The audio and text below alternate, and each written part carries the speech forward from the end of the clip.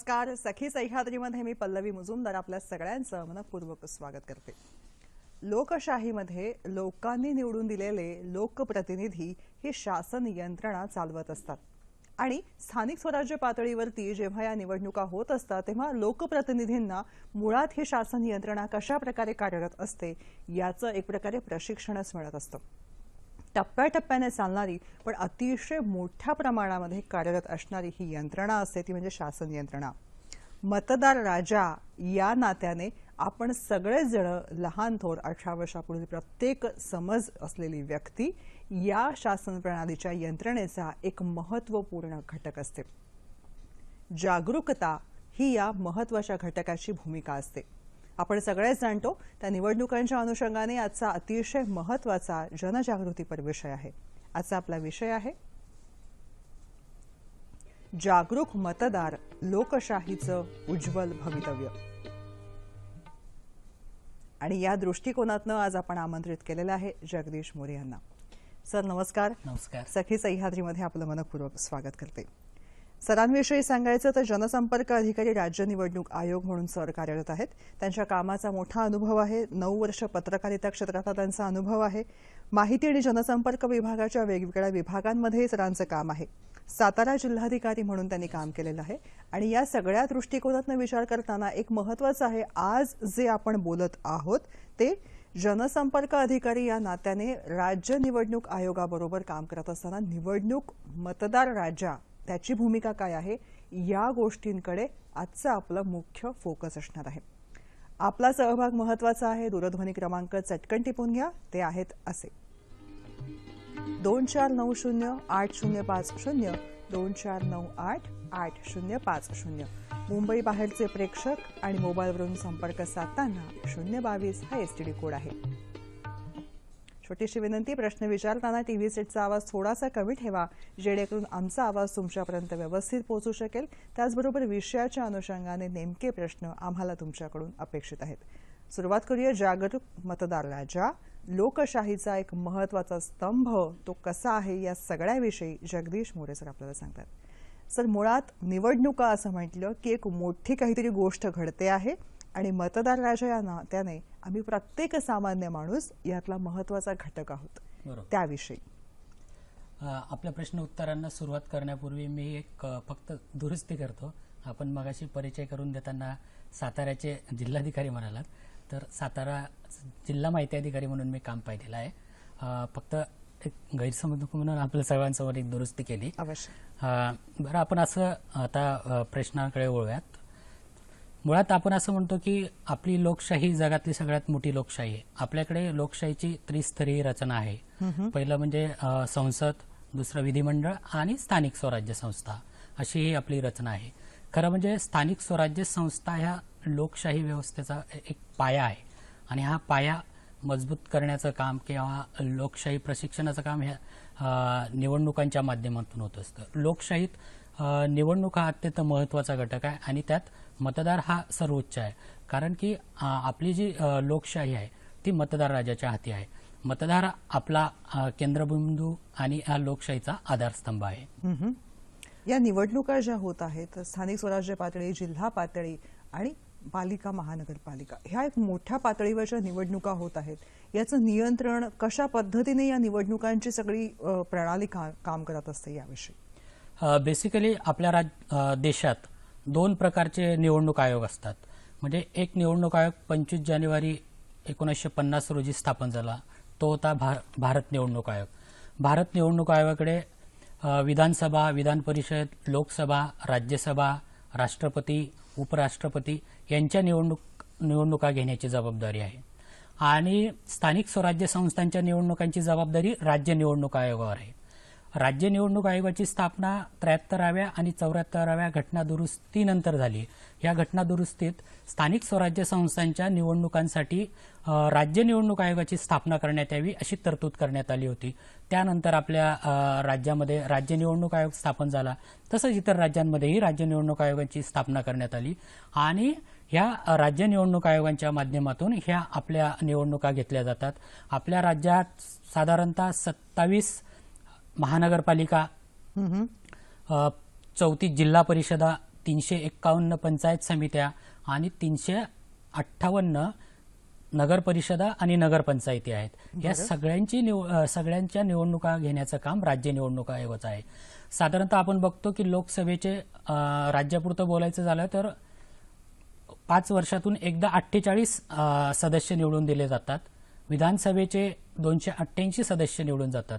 पण राज्यातील स्थानिक स्वराज्य संस्थांची संख्या लक्षात घेता असं आहे की 2,38,000 सदस्य जवळपास 5 वर्षाच्या कालावधीत निवडून दिले जातात. यावरून आपली ही व्याप्ती लक्षात येते. या जी मगाशी मी ज्या स्थानिक स्वराज्य संस्थांचा उल्लेख केला त्यात आणखी एक महत्वाचा घटक म्हणजे ग्रामपंचायती. ह्या आपल्याकडे जवळजवळ 28,000 ग्रामपंचायती आहेत. या ग्रामपंचायतींपासून महानगरपालिकांपर्यंत सर्वांच्या निवडणुका घेण्याचं काम राज्य निवडणूक आयोग करत असतो. व्याप्ती मोठी आहे आणि आवाकाही मोठा आहे प्रचंड आणि या सगळ्या गोष्टी ज्या आहेत त्या अतिशय सुनियोजित पद्धतीने हे निवडणुका घेण्याचं काम सुरू आहे. बरोबर. कार्यक्रमातला पहिला फोन आलाय, तुमच्या परवानगीने तो घेते. मंजुळा शेणाळे आपल्याशी बोलतायत डोंबिवलीहून. नमस्कार. नमस्कार. मला प्रश्न नाही पण मला मत मांडायचंय. ते मतदान हा आपला हक्क आहे. असं बरोबर. जरी असलं तरी ते बजावण्यासाठी आपल्याला सांगावं लागतं, हे दुर्दैव नाही का? पण खरोखर मतदारच फक्त जबाबदार आहे का? कारण बातम्यामध्ये एका गावाने मतदानावर बहिष्कार टाकला, हे ऐकल्यावर वाईट वाटलं. कारण त्यांची समस्या बरोबर आहे. आदर्श की आजच बातम्या ऐकल्या की मतदान केल्यावर अमुक टक्के तुम्हाला ह्याच्यात सूट मिळेल, त्याच्यात सूट मिळेल. हे काय आहे मला समजत नाही. मन अगदी सुन्न होतं. मग मला असं म्हणायचं की जर मतदान करणं हे आपलं हक्क आहे, तसंच जे निवडणूक निवडून येतात ते प्रतिनिधी त्यांनी त्यांच्या जाहीरनाम्याप्रमाणे 50% जरी काम नाही केलं तर त्यांना पुढच्या 10 वर्षाला निवडणुकीसाठी उभं राहण्याचा हक्क त्यांचा काढून घेतला पाहिजे. हे जर झालं नाही तर आपलं कधीही प्रॉब्लेम सॉल्व्ह होणार नाही, हे माझं मत आहे. ह्याच्यावर आपलं मत सांगा. धन्यवाद. धन्यवाद. धन्यवाद. त्याचं उत्तर असं आहे, बेसिकली जे कायदे अस्तित्वात आहेत त्या कायद्यानुसार निवडणुका घेण्याचं काम राज्य निवडणूक आयोग करत असतं. आणि कायद्यात बदल करण्याचा जो अधिकार आहे तो विधिमंडळाचा किंवा संसदेचा आहे. आणि जे प्रचलित कायदे आहेत त्याप्रमाणे ह्या निवडणुका घेतल्या जातात. त्याच्यामुळे आपला जो प्रश्न आहे तो प्रामुख्याने विधिमंडळाशी अधिक निगडीत आहे. आणि दुसरा जो आपण असं म्हणालात की काय काय सवलती वगैरे, तर त्या असं आहे की तुम्ही जसं म्हणालात की लोक मतदान करत नाहीत, तर मग मतदान करत नाही तर त्यांना प्रोत्साहन देण्याची गरज आहे. आणि त्यांना प्रोत्साहन म्हणून आपण वेगवेगळ्या पद्धतीने प्रयत्न करत आहोत की जेणेकरून आता उदाहरणार्थ मतदानाची सुट्टी असते, मग ही सुट्टी वाया घालवणं किंवा बाहेर जाणं हे टाळून आपण मतदान करा किंवा मतदान करून जा. आणि मतदान करून गेलात तर तुम्हाला वेगवेगळ्या ठिकाणी सवलती मिळतात. असं काही आता उदाहरणार्थ माथेरान हॉटेल असोसिएशन आहे, लोणावळा खंडाळा आहे, अशा वेगवेगळ्या ठिकाणच्या हॉटेल असोसिएशनने ही सवलत त्यांच्या पातळीवरून जाहीर केली. आपण सगळ्यांना मतदार जागृतीत सहभागी व्हावं असं आवाहन केलं होतं आणि त्याला प्रतिसाद देऊन त्यांनी आपापल्या स्तरावर ह्या सवलती जाहीर केल्या आहेत. मतदानाप्रती असलेली जागरूकता वाढावी आणि लोकांनी मोठ्या संख्येने मतदानासाठी बाहेर पडावं, हा त्यामागचा मुख्य उद्देश आहे. पुढचा फोन आहे. रवींद्र कुडाळकर आपल्याशी बोलतायत पुण्याहून. नमस्कार. नमस्कार. बोला. मी रवींद्र कुडाळकर पुण्याहून बोलतोय. हा बोला. तर माझा प्रश्न असा आहे की कधी कधी निवडणुकांकडे अतिशय कॅज्युअली पाहणं किंवा त्या कालावधीमध्ये सुट्ट्या घेऊन बाहेरगावी सहलीला जाणं, आपली जबाबदारी सकारात्मकपणे न ठेवून मतदानाकडे पाहण्याच्या दृष्टिकोन कधी कधी जनमानसात दिसतो. तर मला असं विचारायचं की एकूणच लोकशाही या दृष्टीने मतदानाकडे पाहताना सजगता वाढली पाहिजे आणि जागरूकता वाढताना काही तत्व आणि नीतिमूल्य कशा प्रकारची जपावीत मतदाराने की ज्या योगे सकारात्मक लोकशाही स्थापन करायला मदत होऊ शकेल. धन्यवाद. नक्कीच. धन्यवाद. तुमचा मुद्दा पोचलेला आहे, मार्गदर्शन मिळेलच. जेव्हा आपण असं म्हणतो की आपलं मतदान हा सामान्य माणसाला दिलेला हक्क आहे आणि ते मतदान करायला जाणं हे त्याचं कर्तव्य आहे. हक्क आणि कर्तव्यासाठी एकीकडे मारामारी चाललेली असते, हक्कांसाठी भांडणं होतात, आंदोलनं होतात, पण कर्तव्य बजावताना तितकी जागरूकता दाखवली जात नाही. जसं आपण म्हणालात त्याप्रमाणे मतदानाच्या हक्कात कर्तव्यही सामावलेलं आहे. आणि आपण मगाशी जो प्रश्न होता त्या अनुषंगाने म्हणजे मतदारांचं शिक्षण नंतर मतदार जागृती, ह्या सगळ्या गोष्टी त्याच्यात आल्यात आणि त्याच्यासाठी आपण वेगवेगळ्या माध्यमातून प्रयत्न करत आहोत. मगाच्या उत्तरात पण हे सांगितलं. म्हणजे ते प्रयत्न कसे आहेत, समाजातल्या वेगवेगळ्या घटकांना त्यात सामावून घेतलं गेलेलं आहे. हे सामावून घेताना ज्या ज्या घटकापर्यंत ज्या माध्यमातून जाता येईल त्या माध्यमातून तो जाण्याचा प्रयत्न आहे. उदाहरणार्थ आपण जे म्हणालो की सजगता आणि चांगले उमेदवार निवडून द्यावेत, याच्यासाठी काही प्रयत्न केलेत. उदाहरणार्थ आपण काही जाहिराती केल्या आहेत किंवा लोकांना अपील करण्यासाठी आपण त्या बघू शकतो स्क्रीनवर. त्या जाहिरातींच्या माध्यमातून उद्दिष्ट हेच आहे की मतदानाचं महत्त्व प्रत्येक जनसामान्यांपर्यंत ते पोहोचवावं आणि त्याला कॅची टॅगलाईन सुद्धा तुम्ही आहेत दिलेल्या. सर ते काय आहेत त्याही वाचून दाखवा त्याच्यावर. माझं मत आहे बहुमोल, पैशात होणार नाही त्याचं मोल. क्या बात आहे. प्रलोभनाला बळी पडू नका, निर्भयपणे मतदान करा. आणि आपण मतदानाचे दिनांक आहेत की आता 16चे तर टप्पा संपलेला आहे. 16 तारखेला 15 जिल्हा परिषदा आणि 165 पंचायत समित्यांसाठी मतदान झालं. जवळपास 70% मतदान झालं.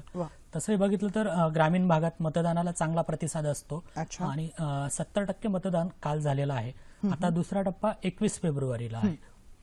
आणि आपली ही जी मोहीम आहे मतदार जागृती मोहीम, ती आपली कंटिन्यू सुरूच आहे. बरोबर आहे. तुम्ही मगाशी सांगितलं स्थानिक स्वराज्य संस्थांचा जो एक पॅटर्न असतो त्याविषयी, तो मुद्दा आपला मगाशी अर्धवट राहिला होता, तो आपण पूर्ण करूया. म्हणजे आपल्याकडे 2 प्रकारच्या स्थानिक स्वराज्य संस्था आहेत. एक तर ग्रामीण आणि दुसरे आहेत नागरी. ग्रामीणमध्ये ग्रामपंचायती आहेत, पंचायत समित्या आहेत आणि जिल्हा परिषदा आहेत. या ग्रामीण भागातल्या ज्या आपल्या दैनंदिन गरजा असतात त्या पुरवण्याचं काम करतात. उदाहरणार्थ आपल्याला शिक्षणाची व्यवस्था म्हणजे शाळा वगैरे ह्या स्थानिक स्वराज्य संस्थांमार्फत चालवल्या जातात. आता खाजगी संस्थांच्याही असतात पण प्रामुख्याने स्थानिक स्वराज्य संस्थांच्या असतात. नंतर आरोग्य केंद्र असतात. नंतर पाण्याची व्यवस्था या स्थानिक स्वराज्य संस्था करत असतात. आणि तसंच शिक्षण हा महत्त्वाचा विषय आहेच. म्हणजे रस्ते, स्वच्छता या सगळ्या दैनंदिन गरजा ज्या आहेत स्थानिक स्वराज्य संस्थांची संबंधित आहेत. आणि त्याच बाबी नागरी स्थानिक स्वराज्य संस्थांशी देखील संबंधित असतात. नागरी स्थानिक स्वराज्य संस्थांमध्ये महानगरपालिका आहेत, नंतर नगर परिषद आहेत आणि नगरपंचायती आहेत. नागरी स्थानिक स्वराज्य संस्थातलं सर्वात छोटं युनिट किंवा सगळ्यात छोटी संस्था म्हणजे नगरपंचायत. असा ही आपली रचना आहे. म्हणजे आपण असं बघितलं ना तर डॉक्टर बाबासाहेब आंबेडकरांनी या स्थानिक स्वराज्य संस्थांविषयी एक अग्रलेख पण लिहिला आहे. त्यांनी असं म्हटलंय की स्थानिक स्वराज्य संस्थांचा, विशेषतः म्युनिसिपल पार्टी वगैरे यांचा आणि गरिबांच्या जीविताचा अत्यंत जवळचा संबंध आहे. त्याच्यामुळे मतदानाचं प्रमाण आपण बघितलं तर गरीब लोकांमध्ये खूप लोक उत्साहाने मतदान करतात. तसं आपण सगळ्यांनी मतदान करणं अपेक्षित आहे. आणि पंचायत राज व्यवस्थेसंदर्भात महात्मा गांधीजींनी तर खूप काही लिहिलेलं आहे किंवा खूप काही त्यांचा त्याच्यावर भर होता, ते आपल्याला माहीत आहे. खरंय. हा महत्वाचा दिवस आहे आणि त्याचं महत्त्व जाणून घेऊन त्या दिवशी कृती अपेक्षित आहे आणि नाही सुट्टी म्हणून त्याच्याकडे बघणं अपेक्षित आहे. आणि तेही सगळी मुळात ही एक मोठा डोलारा आहे जो माझ्या एका मतावरती अवलंबून आहे. ही भावना या प्रत्येक कृतीमध्ये अपेक्षित आहे. बरोबर. आपण असं बघतो की माझ्या एका मताने काय फरक पडेल, तर माझ्या एका मताने बराच फरक पडू शकतो. म्हणजे एका मताने आपण बघितलं तर विजय पराभव असा होऊ शकतो. त्याच्यामुळे आपल्या एका मतावर निकाल अवलंबून असू शकतो. ही भावना आपल्या सगळ्यांमध्ये निर्माण झाली पाहिजे. आणि एक मत सुद्धा मोठं ताकदीचं आहे. म्हणून आपण असं म्हणतो की माझं मत माझा आवाज. म्हणजे आपलं एक मत परिवर्तन घडू शकतं. आणि मध्यंतरी माननीय सर्वोच्च न्यायालयाने पण असं म्हटलं होतं की आपण जर मतदान करत नसू तर मग आपल्याला बोलण्याचा काय अधिकार आहे. म्हणजे नेमका मुद्दा आहे. म्हणजे सर्वोच्च न्यायालयाने जे हे मत प्रदर्शन केलेलं आहे, अभिप्राय दिलेला आहे, त्याचा आपण सगळ्यांनी सुद्धा गांभीर्याने विचार करण्याची गरज आहे. खरंय. पुढचा फोन आहे कृष्णा मोरे यांचा रत्नागिरीहून. नमस्कार, बोला. हॅलो. हा नमस्कार. आपण उमेदवाराला निवडून देतो, परंतु निवडून दिल्यानंतर त्याप्रमाणे ते लोक काम करत नाही, तर कायदेशीररित्या आपण त्यांच्यावर काही कारवाई करू शकतो का? थँक्यू. धन्यवाद. राज्य निवडणूक आयोगाचे अधिकारी म्हणून सुद्धा तुम्ही या दृष्टिकोनातून काही सांगू शकता का? नाही, मगाशी म्हटलं की राज्य निवडणूक आयोगाची जबाबदारी हे निवडणुका घेण्याची आहे. निवडणुका झाल्यानंतर त्या ठिकाणचा रोल संपतो. त्याच्यामुळे हा जो मूळ मुद्दा आहे कायद्यात बदल करण्याचा आहे आणि तो अधिकार विधिमंडळाचा आहे. त्याच्यामुळे याच्यावर आपण काही फार बोलू शकत नाही. बरोबर आहे. मुळात राज्य निवडणूक आयोगाचे अधिकारी या नात्याने जेव्हा निवडणुका घ्यायच्या असतात तेव्हा राज्यामध्ये एक मोठ्या प्रकारचा सेटअप असतो आणि निवडणुकांच्या तळागाळापासून ते महानगरपालिकेपर्यंत या प्रत्येक ठिकाणी तुमची अतिशय दक्ष आणि सजग नजर असते. ही कार्यप्रणाली अतिशय मोठ्या यंत्रणा आणि मोठ्या प्रमाणात काम करते. मग अशी तुमच्याशी बोलताना एक लक्षात आलं की एक मिनिट उसंत नाहीये, सतत वेगवेगळे निरोप आणि संदेश तुमच्यापाशी सतत येत असतात. ही यंत्रणा कशी नेमकी काम करते या बाबतीत खूप औत्सुक्य आहे. राज्य निवडणूक आयोगाचं जे मुख्य कार्यालय आहे ते मुंबईत आहे आणि माननीय राज्य निवडणूक आयुक्त म्हणून जसं सारे आहेत त्यांच्या मार्गदर्शनाखाली आणि नेतृत्वाखाली या निवडणुकांची प्रक्रिया सुरू आहे. आणि राज्य निवडणूक आयोगाचे सचिव म्हणून शेखर चन्ने साहेब आहेत, ते हे बघतायत. आणि इतर आमचा 60 ते 65 लोकांचा कर्मचारी अधिकाऱ्यांचा स्टाफ आहे. हा केंद्रीय स्तरावरचा म्हणजे राज्य स्तरावरचा ही रचना आहे. आणि आता समजा जिल्हा परिषदांच्या निवडणुका असतील तर जिल्हा परिषदांच्या निवडणुका संबंधित जिल्हाधिकाऱ्यांच्या मार्गदर्शनाखाली किंवा नेतृत्वाखाली घेतल्या जातात किंवा त्याची जबाबदारी जिल्हाधिकाऱ्यांकडे असते. मुख्य भूमिका ही राज्य निवडणूक आयोगाची असते, पण राज्य निवडणूक आयोगाच्या वतीने जिल्हा स्तरावर जिल्हाधिकारी काम करत असतात आणि महानगरपालिकांच्या बाबतीत महानगरपालिका आयुक्त ही जबाबदारी पार पाडत असतात. हा साधारणतः सेटअप असतो, ही रचना असते. आणि ज्यावेळेस निवडणुका जाहीर होतात त्यावेळेस या संबंधित यंत्रणा राज्य निवडणूक आयोगाच्या वतीने म्हणजे राज्य निवडणूक आयोगाकडे प्रतिनियुक्तीच्या माध्यमातून काम करत असतात. त्याच्यामुळे हा काही परमनंट स्टाफ नसतो किंवा परमनंट घेणंही तसं व्यावहारिकदृष्ट्या शक्य नाही. पण निवडणुकाच्या वेळेस हे सर्व शक्य होतं, कारण की ही काही तयारी 2-4 दिवस आधी होत नाही. ही सातत्याने चालणारी प्रक्रिया आहे, त्याच्यामुळे ते सुरळीत सगळं पार पडत असतं. खरंय, अतिशय महत्वाचा मुद्दा आहे. बाळासाहेब कांबळे यांचा फोन आहे. नमस्कार, बोला. हो, नमस्कार मॅडम. मोरे सर नमस्कार. नमस्कार बोला. हा, तर मला असं विचारायचं, हो खेड्यामध्ये.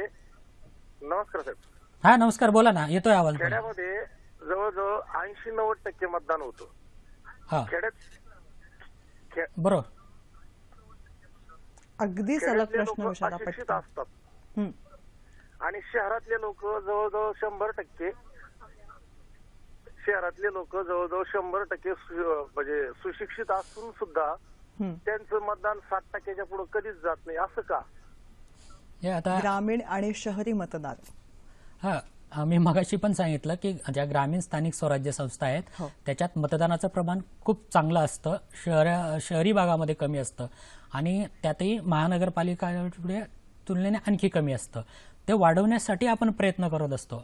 आता सुशिक्षित की अशिक्षित असं नाही, तर जो 18 वर्ष वयावरील आहे आणि त्याचं मतदार यादीत नाव आहे अशा प्रत्येकाला राज्यघटनेने मतदानाचा अधिकार दिला आहे. त्याच्यामुळे आपण सगळ्यांनी सजगता बाळगून मतदान करणं आवश्यक आहे. हा जो मतदार आहे तो प्रत्येक ठिकाणाप्रमाणे त्याची मानसिकता बदलते का सर? ते मतदानाचं प्रमाण बघितल्यावर बदल असावी असा एक अंदाज येतो. कारण की शहरी भागात कमी आणि ग्रामीण भागात जास्त, म्हणजे मग हा त्याच्यावरून आपल्याला असं वाटतं दृष्टिकोनामध्ये जो आहे दृष्टिकोन त्या बाबतीमधला त्याच्यामध्ये बदल घडवून आणायची आवश्यकता आहे आणि त्या दृष्टिकोनातून तुमची ही सगळी टीम पण खूप काम करत असते. म्हणजे वेगवेगळ्या माध्यमातून प्रयत्न सुरूच आहेत जनजागृतीचे. आता ही सध्या जी राज्यामध्ये निवडणूक सुरू आहे त्या बाबतीमधला थोडा आपण माहितीपूर्ण प्रकाश टाकावा असं वाटतं. राज्यात सध्या आपल्याकडे एकूण 10 महानगरपालिका, 25 जिल्हा परिषदा आणि 283 पंचायत समित्यांच्या निवडणुकांची प्रक्रिया सुरू आहे. त्यात पहिल्या टप्प्यात 16 फेब्रुवारी म्हणजे कालच 15 जिल्हा परिषदा आणि 165 पंचायत समित्यांसाठी 70% मतदान झालेलं आहे. आता उरलेला जो दुसरा टप्पा आहे त्याच्यात ज्या 10 महानगरपालिका आहेत त्यात प्रामुख्याने मुंबई आहे, ठाणे आहे, उल्हासनगर आहे, पिंपरी चिंचवड आहे, पुणे आहे, सोलापूर आहे, नाशिक आहे, अमरावती आहे, अकोला आहे आणि नागपूर आहे. आणि इतर 11 जिल्हा परिषदा आणि 118 पंचायत समित्या आहेत. याच्यासाठी 21 फेब्रुवारीला सकाळी 7:30 ते 5:30 या वेळेत मतदान होईल आणि पहिल्या टप्प्यातील व दुसऱ्या टप्प्यातील अशा सगळ्यांची मतमोजणी 23 फेब्रुवारी रोजी होईल आणि त्याच्यानंतर संबंधित ठिकाणची आचारसंहिता संपुष्टात येईल. ह्या निवडणुकांची घोषणा 11 जानेवारी रोजी माननीय राज्य निवडणूक आयुक्त जस सारे साहेब यांनी केली होती. आता निवडणुकीच्या आपण अंतिम टप्प्यात आहोत. खरं. पुढचा फोन आहे अरुण डोंदे यांचा औरंगाबादहून. नमस्कार, बोला. नमस्कार. माझा हा, प्रश्न नमस्कार. आहे की निवडणुकीच्या काळामध्ये जे उमेदवाराकडनं जी प्रलोभनं दाखवली जातात मतदारांना, पैशाची वगैरे प्रलोभनं दाखवले जातात, आमिष दाखवले जातात, पण मतदारही याला बळी पडतात. पण यामुळे असा विपरीत परिणाम होतो की जे उमेदवार निवडून येतात, ज्या प्रभागामध्ये वसाहतीमध्ये ते पैसे घेऊन निवडून येतात, तिथे 5 वर्ष फिरकत नाही. त्यामुळे काय होतं, लोक पैसे घेतात आणि त्या प्रभागाचा वार्डाचा विकास करतो. तर एक सजग नागरिक म्हणून अशा उमेदवारांपर्यंत अशा मतदारांपर्यंत पैसे घेणाऱ्या अशा मतदारांपर्यंत कसं पोचावं आणि त्यांना कसं परावृत्त करावं यापासून, कारण कळीचा मुद्दा आहे तुमचा. आहे मार्गदर्शन मिळेलच. आणि आज आपल्याला ते सांगत आहेत ते म्हणजे लोकशाहीचे उज्ज्वल भवितव्य असलेल्या मतदार राजाच्या कर्तव्यांविषयी, त्याच्या कार्याविषयी. सर, जेव्हा आपण म्हणत असतो की मतदान करायला हवं, मतदानाच्या या गोष्टी, हे प्रोटोकॉल आहेत, ही आचारसंहिता आहे, मुळात आचारसंहिता काय असते?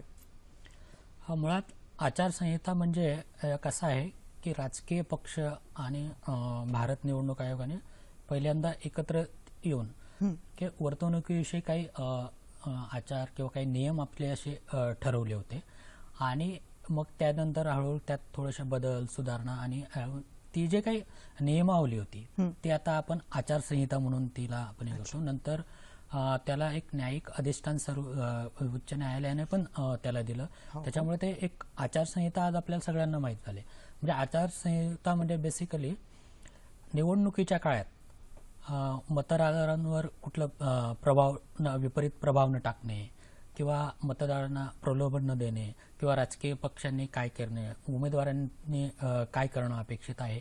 आणि सर्वात महत्त्वाचं म्हणजे या ज्या निवडणुका आहेत या निवडणुकांमध्ये सर्वांना एक समान पद्धतीने सगळं उपलब्ध व्हायला हवं आणि नैतिकता किंवा सभ्यता जी आपली आहे ती कायमस्वरूपी या निवडणुकीच्या काळातही जोपासली जायला हवी. कायदा व सुव्यवस्था व्यवस्थित राखली जावी, हा मूळ उद्देश या आचारसंहितेच्या मागे आहे. बरोबर आहे. पुढचा फोन आहे श्रीनिवासजी यांचा. नमस्कार, बोला श्रीनिवास. नमस्कार. हा, मला प्रश्न असा विचारायचा आहे. माझं नाव श्रीनिवास तुपलोंडे, नाशिक. हा, बोला. मतदान ह्या विषयावर जे आता आपलं जागृत मतदान हे चालू आहे, तर त्या संदर्भात प्रश्न विचारायचा आहे. मत म्हणजे काय, दान म्हणजे काय आणि मतदान म्हणजे काय? क्या बात आहे, मस्त. आपण जे आपलं मत आहे ते देत असतो. देणं म्हणजे दान करणं आहे आणि आपल्या ह्या दानावरच आपली ही लोकशाही अवलंबून आहे.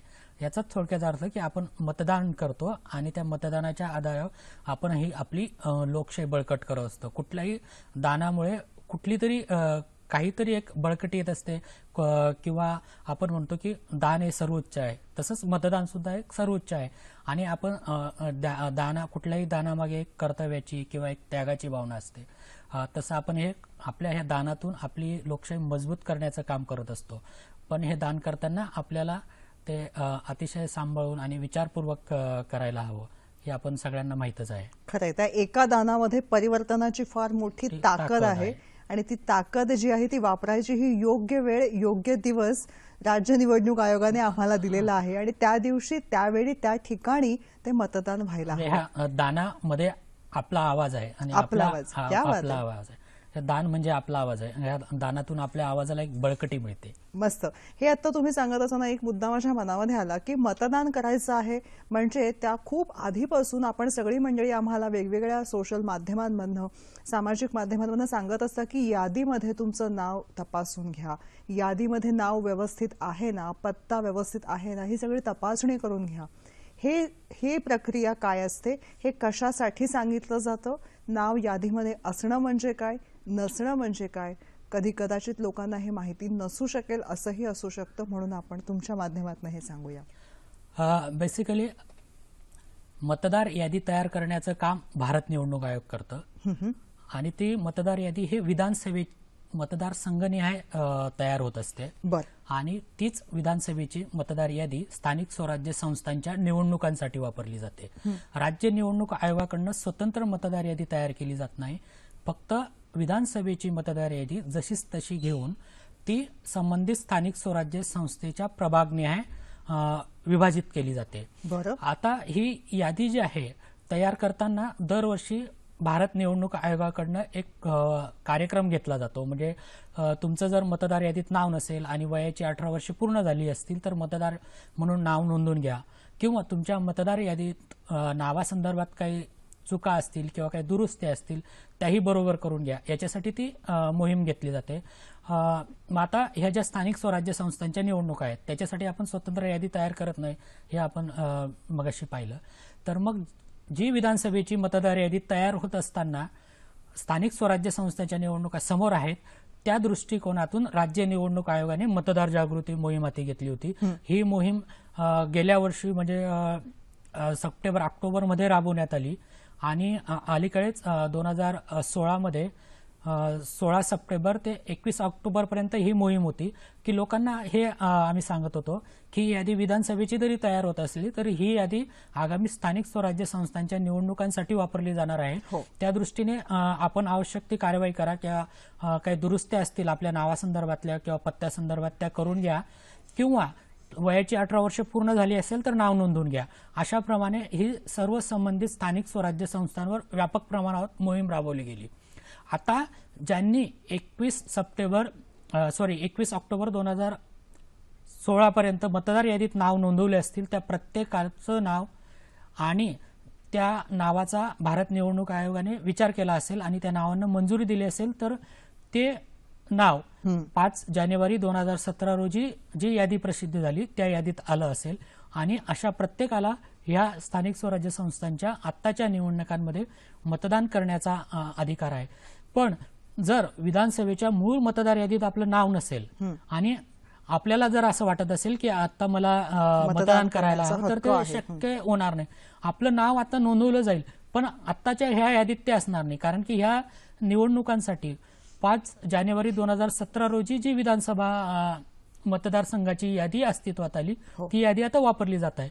त्याच्यामुळे 5 जानेवारीच्या यादीत नाव असणं आवश्यक आहे. बरोबर. एक कालावधी त्यासाठी आपण आखून दिलेला होता. त्या कालावधीमध्ये या सगळी कार्यप्रणाली जी आहे ती जागरूक व्यक्तीने करणं आवश्यक आहे. ती नियमावली, तो कालावधी आखलेला आहे, त्यामध्ये सगळ्या गोष्टी झाल्या तर व्यवस्थितपणे पार पडू शकतात. पुढचा फोन आहे आपल्याला. नमस्कार, भारत वावळ बोलतायत डोंबिवलीहून. नमस्कार सर.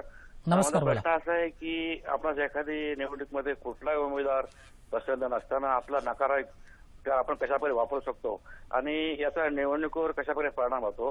त्याचप्रमाणे काही ठिकाणी आपण पाहिलेलं आहे की गावातील लोक संपूर्ण निवडणुकीवर बहिष्कार करतात, तर त्याचा निवडणूक आयोग किंवा सरकार काही हे करून त्याचं ऍक्शन घेते का?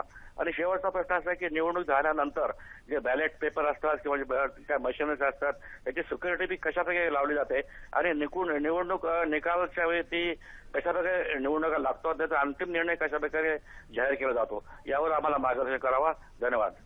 धन्यवाद. आणि ते आपल्याला सांगत आहेत ते म्हणजे लोकशाहीच्या उज्ज्वल भवितव्यासाठी मतदार राजा म्हणून आपला काय हक्क आणि आपल्या कर्तव्यांमध्ये कशी कसूर करता कामा नये या सगळ्याविषयी. ब्रेक घेण्यापूर्वी आपल्याला वावळ्यांचा फोन होता आणि त्यांनी अतिशय महत्त्वाचा मुद्दा विचारला होता, तो म्हणजे नोटाचा असलेला आपल्याला अधिकार आणि नोटामुळे निवडणूक प्रक्रियेमध्ये आणि निकालांमध्ये होणारे महत्त्वपूर्ण बदल.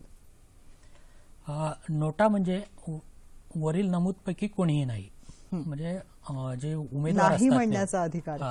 जे उमेदवार असतात की आपण म्हणतो की मला मतदान करायचं नाही किंवा मला याच्यातला कुठलाही उमेदवाराला मला मत द्यायचं नाहीये, तर मग न्यायालयाच्या निर्देशानुसार एक आपण सुविधा पण उपलब्ध करून दिलेली आहे की जे इलेक्ट्रॉनिक वोटिंग मशीन असतं, मतदान यंत्र असतं, त्याच्यात एक बटन असतं की नोटाचं म्हणजे वरील जे काही उमेदवार आहेत त्याच्यापैकी मला कोणालाच द्यायचं नाही असा त्याचा अर्थ होतो.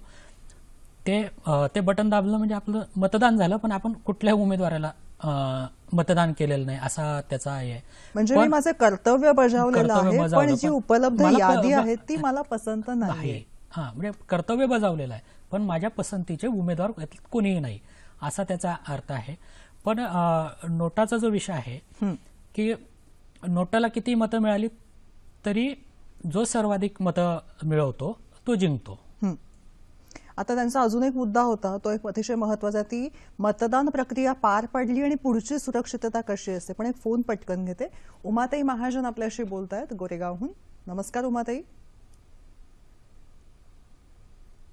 बोला. विषय खूप चांगला आहे की लोकशाहीचे विषय खूप चांगला आहे. मी एक माझा अनुभव सांगून मग पुढे बोलते. मी एक नगरसेविका आहे, मिस्टर पण नगरसेवक होते आणि 1990 साली आम्ही एकही पैसा खर्च न करता प्रचंड मताधिक्यानं निवडून आलो आणि खूप छान कारभार केला. गावाचं खूप आम्ही कल्याण केलं. एवढं असताना सुद्धा आता श्रीमंतांनीच फक्त इलेक्शन लढवायचं असं झालंय. ज्यांच्या खिसा गरम आहे ते दुसऱ्या गरिबांचे खिसा गरम करूनच मतं विकत घेऊनच इलेक्शन लढताना दिसतात. या इलेक्शनसाठी इतकं खर्च कशासाठी, इतकं उधळपट्टी कशासाठी? फक्त तुम्ही काम करून दाखवा, वचन आहे ते तुम्ही निभावून दाखवा, तुम्हाला लोक मताधिक्यानं निवडून देतील. हे विनाकारण बघा देशाचा खर्च उधळपट्टी हे बघवत नाही. ते मोटरसायकलचे मोर्चा, हे काय काय तुम्ही छापताय, होर्डिंग काय, बोर्डिंग काय, काही गरज नाही. तुम्ही फक्त मतदारांना एकदा जाऊन रिक्वेस्ट करा, बस तुम्हाला मतदान भरभरून मत देतील आणि तुमचंही कल्याण, लोकांचंही कल्याण, देशाचंही भुर्दंड वाचेल असं मला वाटतं. उमाताई, तुमची कळकळ ना खरंच तुमच्या शब्दांमधनं व्यक्त होतीये. हे अतिशय हे कळकळीचं आवाहन आहे आणि त्यांच्या माध्यमातून सगळ्या प्रेक्षकांना आणि सगळ्या जागरूक व्यक्तींना, नागरिकांपाशी हे आवाहन पोहोचलेलं आहे. राज्य निवडणूक आयोगाचे अधिकारी म्हणून आपण याविषयी काय सांगू शकता? एक प्रकारे त्यांनी मतदारांचं शिक्षण आणि मतदार जागृतीचं काम केल्यासारखं आहे, मोलाचं काम. आणि त्यांचं मत जे किंवा त्यांनी जो अभिप्राय दिलाय तो योग्यच आहे. नक्कीच योग्य आहे. मगाशी अजून एक मुद्दा होता, तो म्हणजे त्यांच्या मुद्द्याला धरूनच एक प्रश्न आला होता की जेव्हा उभ्या असलेल्या निवडणुकीला जे उभे आहेत त्या व्यक्तींकडनं जो प्रलोभनं दाखवली जातात, आमिष दाखवली जातात, त्या दबावाखाली आणि त्या दबाव तंत्रांच्या खाली मतं गोळा केली जातात. या बाबतीमधली कारवाई हा एक त्यांचा कळकळीचा मुद्दा होता. जिल्हा परिषदांच्या ज्या निवडणुका असतात त्याच्यासाठी जिल्हाधिकाऱ्यांच्या अध्यक्षतेखाली एक सहनियंत्रण समिती प्रत्येक जिल्ह्यावर असते आणि महानगरपालिकांसाठी महानगरपालिकांच्या आयुक्तांच्या अध्यक्षतेखाली एक सहनियंत्रण समिती असते. या दोन्ही ठिकाणच्या ज्या समित्या आहेत त्या आचारसंहितेच्या प्रभावी अंमलबजावणी संदर्भात काम पाहत असतात आणि या समित्यांमध्ये पोलीस, नंतर आयकर विभाग, विक्रीकर विभाग, सार्वजनिक बांधकाम विभाग आणि इतर काही संबंधित विभाग आहेत त्यांचे प्रतिनिधी असतात. आणि काही आपल्याला जर काही असं काही वाटत असेल तर आपण त्या समितीकडे तक्रार करू शकतो आणि ही तक्रार आल्यानंतर त्या संदर्भात समिती छाननी करून किंवा त्याच्यावर विचारविनिमय करून आणि आवश्यक त्यानुसार पुढची कारवाई करत असते. त्याचबरोबर आपण आता एक महानगरपालिकांच्या निवडणुकांसाठी कॉप नावाचं एक ॲप पण विकसित केलं आहे. कॉप म्हणजे सिटीजन ऑन पेट्रोल, म्हणजे थोडक्यात याच्यावर COP म्हणजे लोकांची थोडक्यात या सगळ्यांवर नजर आहे असा त्याचा अर्थ आहे. म्हणजे आपण त्याच्या आधारे त्याद्वारे सुद्धा तक्रार करू शकतो आणि त्या तक्रारीची संबंधित समिती किंवा संबंधित अधिकाऱ्याकडनं दखल घेण्याची ची व्यवस्था केलेली आहे. आणि मग तक्रार कशा स्वरूपाची आहे आणि कशा स्वरूपाचा गुन्हा असू शकतो त्यानुसार पुढची कार्यवाही केली जाते. खरं.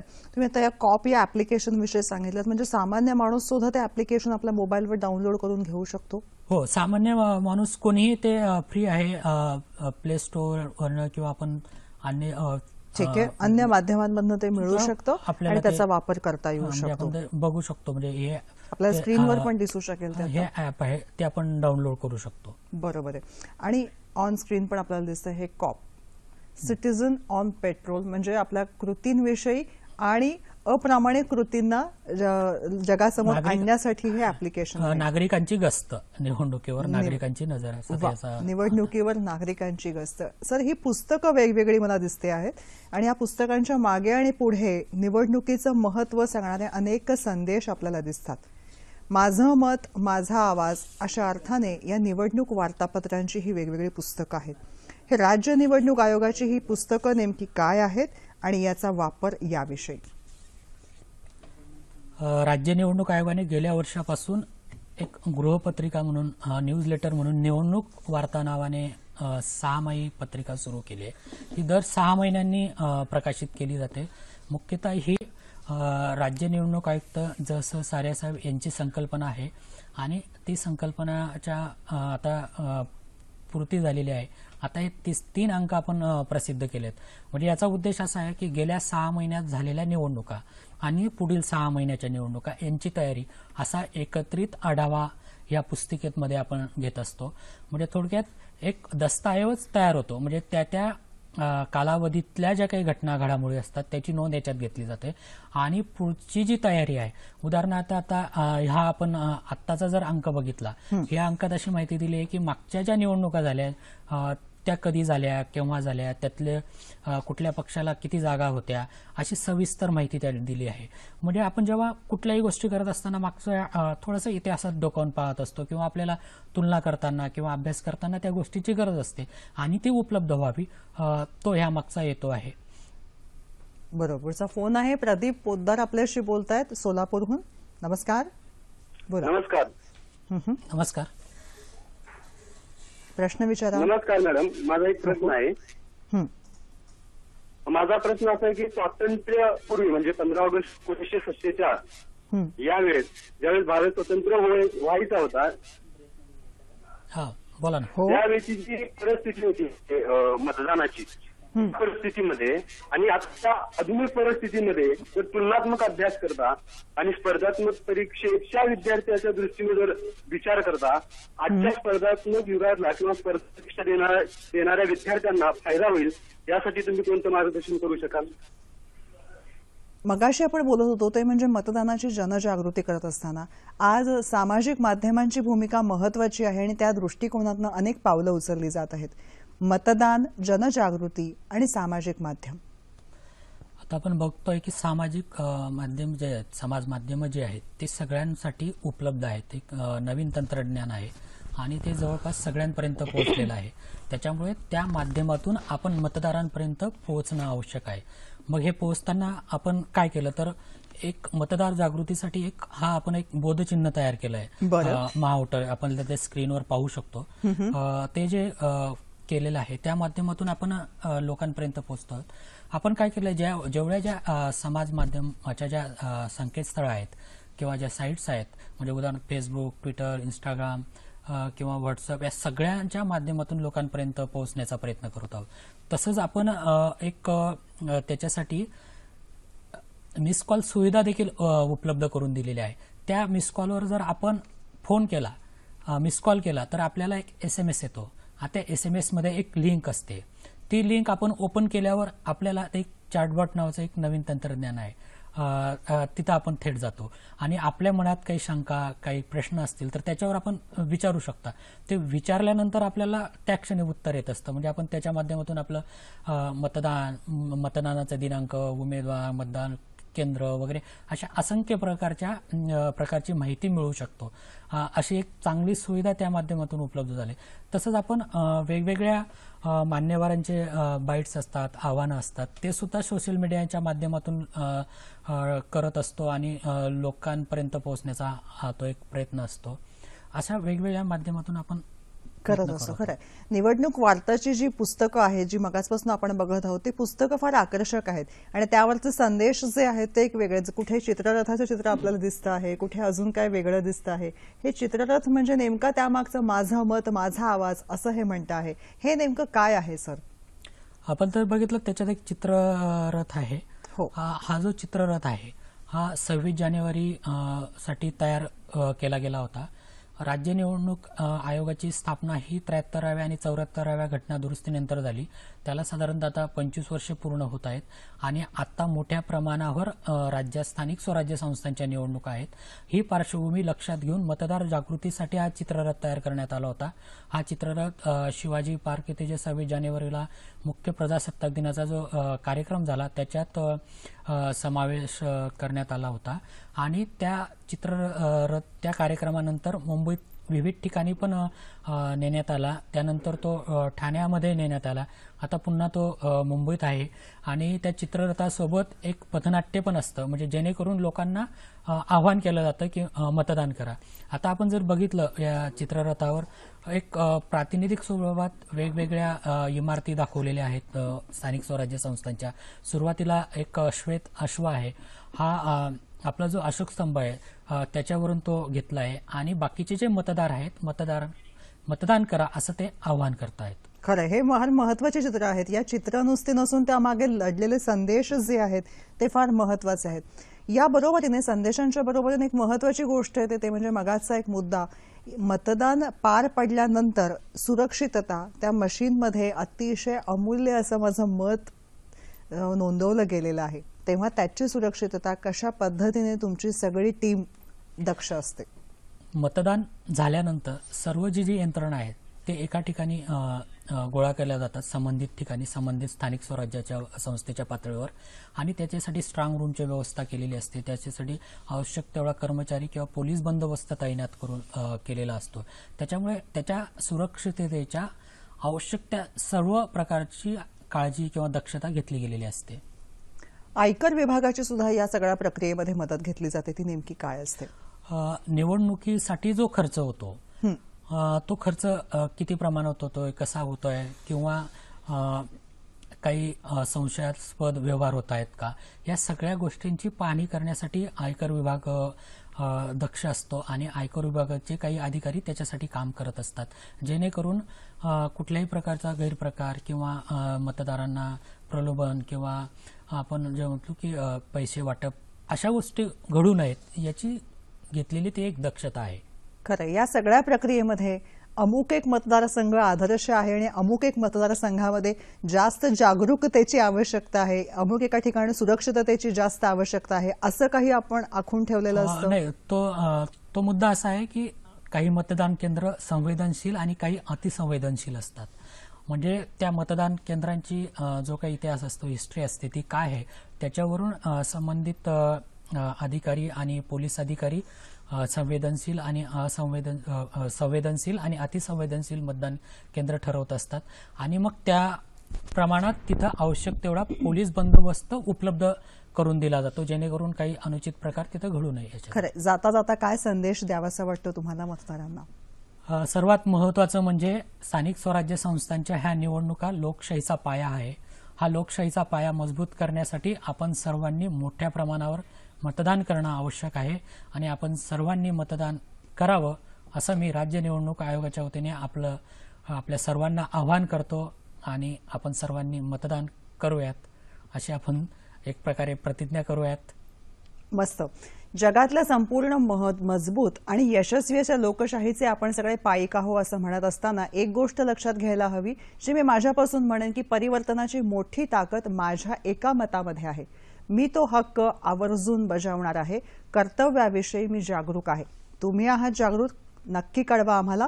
फेसबुक, जीमेलच्या माध्यमातून तुमच्या प्रतिक्रिया आणि तुमच्या प्रश्नांची उत्तरं, तुमच्या विषयांविषयी आम्ही जसे जागरूक असतो तसंच तुम्ही मतदान केलं का हेही आम्हाला आवर्जून कळवा. कसा वाटला कार्यक्रम नक्की कळवा. तुमचा हक्क न विसरता बजावा. सर, तुम्ही आलात, नेमक्या प्रकारे आम्हाला माहिती दिली, मनपूर्वक आभार मानते. धन्यवाद. नमस्कार.